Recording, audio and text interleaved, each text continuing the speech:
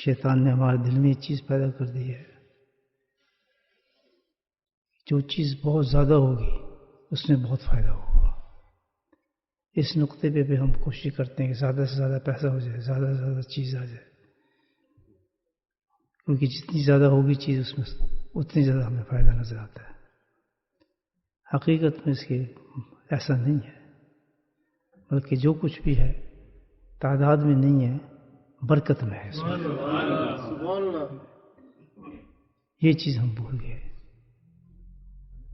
بے شک تعداد تھوڑی ہو، مال تھوڑا ہو، لیکن اگر برکت ہے تو الحمدللہ پوری آشائش انسان کی زندگی میں۔ ہر چیز میں جو ہے یاد رکھیں، زندگی میں، زندگی کی کوئی بھی چیز ہو، گھر ہو، کاروبار ہو، مکان ہو، تو کچھ بھی انسان ہو، اس کا معاملہ جو بنتا ہے وہ اللہ کی برکت سے بنتا ہے۔ اور یہی وجہ ہے کہ آج سب کچھ تو ہے ہمارے پاس، چیزیں ہوتی ہیں، لیکن آدمی خوشی نہیں محسوس کرتا، کسی نہ کسی طرف سے اس کو بیچارے کو کچھ معاملہ اس کا خراب رہتا ہے، کیونکہ وہ برکت نہیں ہے، برکت سے محروم ہے بیچارہ۔ تو برکت کوئی ایسی چیز نہیں کہ مشکل ہو انسان کے لیے۔ اللہ سبحانہ جو اتنی بڑی چیز ہے تو اس کے لیے بھی اللہ تعالیٰ نے راستے کھولے ہیں برکت کے لیے۔ حدیث کا مفہوم ہے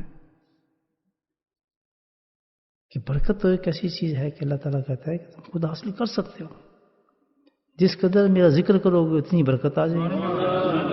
ذکر کثرت کے ساتھ کرے، اسی لیے اللہ تعالیٰ نے کہا ہے کہ بھائی کثرت کے ساتھ اللہ کا ذکر کرو، ہر چیز میں انسان کی برکت آ جائے گی، مال میں، اولاد میں، گھر میں، زندگی میں۔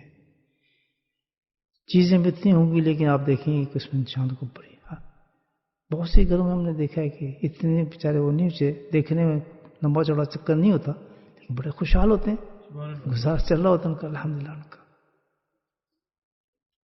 حدیث میں ہے کہ زمین پہ جہاں اللہ کا ذکر ہوتا ہے تو آسمان والے اس کو چاند اور سورج کی طرح چمکتے ہوئے دیکھتے ہیں، اتنی برکت ہے اللہ کے ذکر میں۔